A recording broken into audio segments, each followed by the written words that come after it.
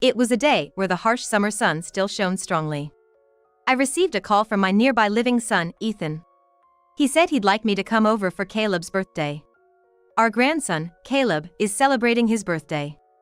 Caleb is only 5 years old, so celebrating his birthday is quite meaningful. Holding the gift my husband, Robert, and I picked out, I headed over to Ethan's house and rang the doorbell. Upon answering the door, the first thing Ethan did was gesture with his chin, implying that I should prepare some dishes for the party. Suppressing my feelings, I prepared some dishes using the ingredients available in their house for Caleb, today's birthday boy. After arranging them on the dining table, thinking of making it colorful, just as I finished setting up, Ethan's wife, Sarah, spoke up. "We're expecting friends soon, so this is enough." I wasn't sure what she meant by that, but following her statement, Ethan, chuckling, told me to just leave the gift and head home quickly. Feeling embarrassed, I merely looked down, unsure how to act in front of Robert.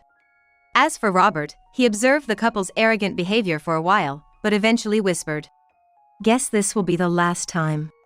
People often talk about the importance of education, but I dropped out of high school. I've never been ashamed of dropping out of high school, nor have I regretted not going to college. However, I am aware that society has a particularly harsh perception of it. To be honest, my husband, Robert, not only graduated from a graduate school but also studied abroad, truly a top-tier guy. Robert never judges me based on education, but some folks and relatives mentioned our mismatched educational backgrounds, making me feel guilty. However, Robert never paid any mind to those outside opinions and kept showering me with love, teaching me that real elites don't judge solely based on titles. Granted, it might just be Robert's exceptional nature, but after marrying him, we were blessed with a son named Ethan. I believed parenting was a joint effort, but due to strong requests from Robert's parents, they often took care of Ethan. Around that time, Robert, being busy with his business, I felt reluctant to burden him. Gratefully accepting their offer is something I regret to this day. It's as if Ethan had two sets of parents, a structure that negatively impacted his upbringing.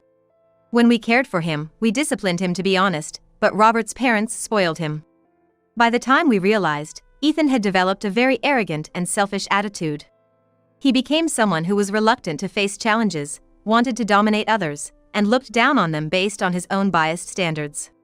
Perhaps not seeing his busy father, Robert, frequently played a role in Ethan's attitude. It became most evident after Ethan graduated from grad school. He began openly disrespecting me due to my educational background. But I knew not everyone was like Ethan, having seen Robert's kindness. Thanks to that, I never let Ethan's words hurt me. Still, I worried that Ethan's attitude would drive people away. I considered discussing it with Robert, but figured Ethan wouldn't change unless something major occurred. However, setting aside such concerns, Ethan experienced his own spring. The year after graduating from graduate school, he joyfully informed us that he was considering marriage. The lady in question is an elegant woman named Sarah, who, he mentioned, has been a friend since high school. Dressed in luxury brands, her elegance caught our eye. They decided not to have a wedding, so we gifted them a lavish photo shoot at a studio. A token from us wishing to celebrate their new journey. Sarah, like me, had dropped out of high school. However, Ethan never looked down on her in the way some might have with me. I was greatly pleased, thinking that this change in his attitude indicated his growth and maturity. However, I was soon to realize that wasn't the case. Shortly after they began their married life, while I was cleaning my house, Sarah called. Apparently, their vacuum cleaner wasn't working, and she wanted me to look at it. I suppressed my initial thought that they could have easily called the manufacturer and decided to head over for my daughter-in-law's sake. Upon arriving at my son and his wife's high-rise apartment in downtown New York, I was directed by the concierge to their room. When Sarah opened the door, both she and a child were inside. I felt a little surprised seeing the child I hadn't met during our initial meeting. Assuming it might be a relative's child they were babysitting, I didn't mention it. The reason I was called was to check on their malfunctioning vacuum. When I opened it up, the filter was completely clogged. While replacing it, I thought, surely they know about changing filters, and just like that, the vacuum started working fine again. "Oh, thank you so much," Sarah exclaimed as she noticed the vacuum humming back to life. "It wasn't really broken," I explained. "The filter was just full." I showed her the clogged filter. Sarah looked genuinely surprised, as if she'd never seen such a thing before. "I didn't know vacuums could get like that," she said. For a moment, I wondered if she was joking. However, glancing around, I noticed laundry haphazardly hung up and tablecloths wrinkled. I realized that Sarah might not be very good with household chores, an impression I hadn't gotten when we first met. Thinking I might be called upon again for such basic household matters, I decided to give Sarah a brief rundown. "Sarah," I began. "About the vacuum filter." "Oh, when it gets full again, can you take care of it?" she interrupted. I was taken aback by her casual attitude, but Sarah continued. "Ethan told me that if there's any trouble, I should just get you to handle it." I was speechless. Ethan has always looked down on me, but I never imagined that even his wife, Sarah, would treat me like a maid. There's no doubt in my mind he's been saying this. Maybe I was the one who was too caught up in judging people based on their education, thinking Ethan had matured just because he married a woman without a college degree. I felt ashamed of my foolishness. From then on, whenever Sarah felt too lazy to cook or didn't feel like doing chores, she'd take advantage of Ethan and call me. And Ethan, instead of taking care of the household chores himself for Sarah, would summon me as a matter of course to finish all the household tasks at their home. If I ever got a call from Ethan in the evening, it was usually to hear, "Make dinner and clean up." Or, "I'd like something American tonight." Which meant shopping and preparation, a task that was often burdensome. There was a time when I was asked to babysit and found out that the child I had seen at Ethan's house before was Caleb, Sarah's 5-year-old son from her previous marriage. I wasn't told at our initial meeting, but it seems Sarah had been married and had a child before meeting Ethan. Not wanting to probe into their past, I just did as I was told. Caleb didn't seem too interested in interacting with others, often keeping himself busy with drawing or playing with toys. So babysitting wasn't a big deal. But the frequency of these calls was the real problem. I have my own plans and commitments, but I was summoned day and night. If I ever got there late, I'd get an earful, so little by little, my life began to revolve around Ethan and Sarah. And it wasn't just my household chores with Robert, but I was also saddled with chores at Ethan's house every time they called. I began to feel a fatigue that sleep alone couldn't cure. I didn't want to worry Robert, who was busy with his role as a company CEO, so I tried home exercises and self-massages. But there's only so much an amateur can do. Then, on a summer morning with frequent broadcasts warning about smog and heat stroke risks, I felt unwell and spent an extra 30 minutes in bed. Robert, used to me waking up at the same time every day, quickly noticed and showed concern. But he wouldn't buy my excuse of just feeling a bit lightheaded. The trust between Robert and me was strong. Admitting my ailment, I gently turned down Robert's offer to accompany me to the doctor, asking instead to rest at home without doing chores for the day. However, my situation didn't stop Ethan's phone from ringing. Dragging my weary body up to answer, as usual, I was told to clean at Ethan's place and look after Caleb. Wanting to honor my promise to Robert, I told Ethan about my condition and said I couldn't come today. But Ethan, acting as if I had no right to refuse, said, "We've got an unavoidable commitment, so you better be here," and hung up without waiting for my reply. Thinking of little Caleb being left alone, I couldn't not go. Pushing through the fatigue, I headed over to Ethan's place. When I got home, Ethan and Sarah had already left. Dishes were left half-eaten, and branded clothing was scattered everywhere. With a weary body, I forced myself to clean up, letting out a sigh. But, as I finished the dishes while keeping an eye on Caleb, I started to feel increasingly nauseous. My vision slowly began to blur from the edges. Eventually, I couldn't stand any longer and collapsed in the kitchen. Caleb was coloring in the living room, but I was out of his view, lying on the floor. The only thing I could muster was a weak awareness. I couldn't even call out and just curled up helplessly.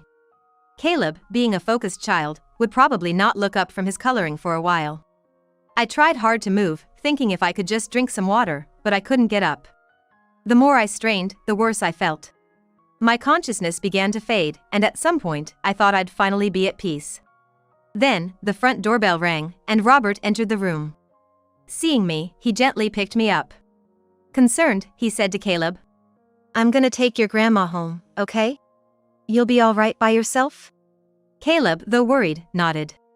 Robert took me to his house, hydrated me, and carried me to bed. Apparently, on top of already being unwell, I had gotten dehydrated due to accumulated fatigue. With shallow breaths, I managed to tell Robert, "I'm so sorry for being a burden." He shook his head silently, squeezing my hand. Before heading to Ethan's house, I was glad I'd quickly informed Robert. I had promised to rest at home, but going out felt like betraying Robert's kindness. So, I'd updated him just in case. True to his word, Robert had come to pick me up from Ethan's place after wrapping up his work. And it couldn't have been more timely. Feeling safe in bed, I drifted into a deep sleep. When I woke up, it was already dinner time. Feeling rejuvenated after some rest and hydration, I headed to the kitchen to prepare dinner. To my surprise, a meal, probably prepared by Robert, was already set, just waiting to be served. Looking around, I found Robert sitting on the couch, engrossed in a magazine. Noticing I was up, he looked up and asked with concern, "You all right?" I replied with a thankful smile. "Thanks to you, yes. And thank you for preparing dinner." Chuckling, Robert said, "No problem at all." The relaxed atmosphere was heartwarming. As we finished our dinner, sitting on the sofa, Robert started. "About Ethan." Feeling the problem was no longer mine alone, I decided to open up. I explained how Sarah wasn't skilled at household chores and how Ethan kept pushing tasks onto me. The child at home was Sarah's from her previous marriage, named Caleb. Due to the responsibilities dumped on me, I often felt fatigued and couldn't manage my health properly. As I sporadically talked about my own inadequacies, Robert crossed his arms and put a hand to his chin, gesturing as if deep in thought. Unable to decipher what was on his mind, I simply waited in anticipation for his next reaction. I feared he might be disappointed in me. But when he looked at me again, his expression was calm, suggesting I stop visiting Ethan's place. From then on, I received frequent calls from Ethan, but I stopped responding. I felt sorry for Caleb, but I wasn't their housekeeper. And I couldn't overexert myself, especially after worrying my dear husband. However, after a few weeks, a different kind of message came. It was an invitation for Caleb's once-a-year birthday party. I thought I should perhaps attend. After discussing with Robert, we decided to go and celebrate together. On the day, as we reached Ethan's place, he immediately instructed me to prepare a lavish meal for the party. I was prepared for this, so I looked up some easy party recipes online and started making dishes like gratin, potato salad, and vegetable broth soup. After a while, as I laid out the colorful spread, Sarah, smiling, said, "Our friends will be here soon, you can leave now. After the cooking is done, there's no role for you." While I was declining the calls, I couldn't help but feel angered at how much their attitude had worsened, but I held back because of Caleb being there. Then, joining in with Sarah, Ethan chuckled and said, "You brought a present, didn't you? Just drop it off and leave." I felt ashamed, especially because Robert was with us today, and I looked down. On the other hand, Robert had been quietly observing the situation, and then murmured in a barely audible tone, "Well, it's gonna be the last time this year." Ethan seemed not to hear Robert's whisper and pushed me towards the exit, urging me to leave quickly. So, without celebrating Caleb's birthday directly, Robert and I left Ethan's house. Overwhelmed with guilt, I quickly apologized, but Robert firmly said, "No, it's him who's wrong," and then drove me home before heading to work. Later, he went to his office alone. Once I was alone at home, I sat down on the living room couch and soon fell asleep, unable to resist the sudden wave of fatigue. I wish I could forget the shame I caused Robert as soon as possible. A few days later, around 7 a.m., the doorbell rang, and I heard the sound of heavy footsteps. Ethan burst into the room, yelling, "Dad, what's this about me being transferred to the regional planning department?" Ethan shouted, his face reddening to the point where his veins bulged. It seemed Robert had given Ethan a transfer order. "It's the consensus of everyone." Robert responded calmly without changing his expression. The truth was, after Ethan graduated from graduate school and couldn't find a job, he joined the company run by Robert through connections. While Robert's character made it easier for the company executives to accept Ethan's employment, Ethan's work performance was unsatisfactory, causing problems for everyone. Not only was he unable to produce results, but he also often billed personal entertainment and golfing expenses to the company, causing frequent issues. Robert himself had directly warned and urged Ethan to improve several times, but Ethan was unresponsive. Seeing Ethan's unreasonable demands towards me was likely the last straw for Robert. With the company's upcoming international expansion, Robert decided that he couldn't keep Ethan in a central position any longer and decided to transfer him to a regional miscellaneous task department with the support of the executives. Robert had always believed people could change, hoping Ethan would eventually understand the importance of his work and act sincerely. He hadn't given up on him until now, but it seemed he had reached the end of his patience. It showed just how low Ethan had fallen in the eyes of both his colleagues and family. When Ethan heard the reason for his transfer from Robert and was told, "Until you cool down and repent, I won't recognize you," he began to tremble. Ethan then glared at Robert, warning, "Are you okay with never seeing your grandson again?" Referencing Caleb, but Robert didn't flinch. After all, Caleb isn't our real grandson. There's no blood connection. If my wife is ridiculed by your charmless daughter-in-law, I don't feel anything, even if I don't see them. Saying this, as if to make Ethan recognize what he had done to me so far, my husband began to speak calmly and started to explain the situation Ethan is in now. Firstly, the luxury condo Ethan was living in was owned by Robert. So, Robert could always check the building's security camera footage, implying that he knew how frequently Ethan was bothering me. Additionally, the car Ethan was using privately was a company car owned by Robert's company, hinting at the consequences Ethan might face. Robert said, "For someone who was merely in a privileged position given by his parents but looked down on others and didn't strive for personal growth, this isn't suitable," and told Ethan to pack up and leave. Finally realizing the gravity of the situation, Ethan began to apologize profusely. He would lose his place to live and the car he needed for mobility, so it was a natural reaction. Ethan tried desperately to apologize to Robert, tears spilling from my eyes. However, Robert is a person who is trusted by many for his ability to execute decisions as a business leader. It was clear that no amount of apologizing would change the situation. Ethan stopped apologizing and began to limp towards the entrance. Robert and I slowly followed his retreating figure. Just before the door closed, Robert sternly told Ethan, "The child is not to blame. Grow up, man." It was a few days after Ethan had been transferred to Nebraska. Ethan called me, saying he couldn't make his credit card payments on time and had racked up a lot of charges. He needed help. Apparently, Sarah had been using Ethan's card on her own to buy designer goods and expensive makeup. Naturally, it was his own doing, so neither Robert nor I paid any mind. We decided not to lend a hand until we see a real change in him. So, there's no way we could help out here. I told Ethan to figure it out on his own, then hung up the phone, letting out a sigh. He's probably just now feeling the real world's pinch, having lived off his parents for so long. Though he should have realized sooner, considering some of our faults in shaping Ethan's character, I felt a bit guilty for putting pressure on Sarah. But then again, thinking about what Sarah did to me, it's her own karma. People can find happiness through compassion and personal growth, not just by surrounding themselves with luxuries. I hope they realize that. Now that I'm no longer summoned by Ethan and his family, I've reclaimed time for myself and started a new hobby.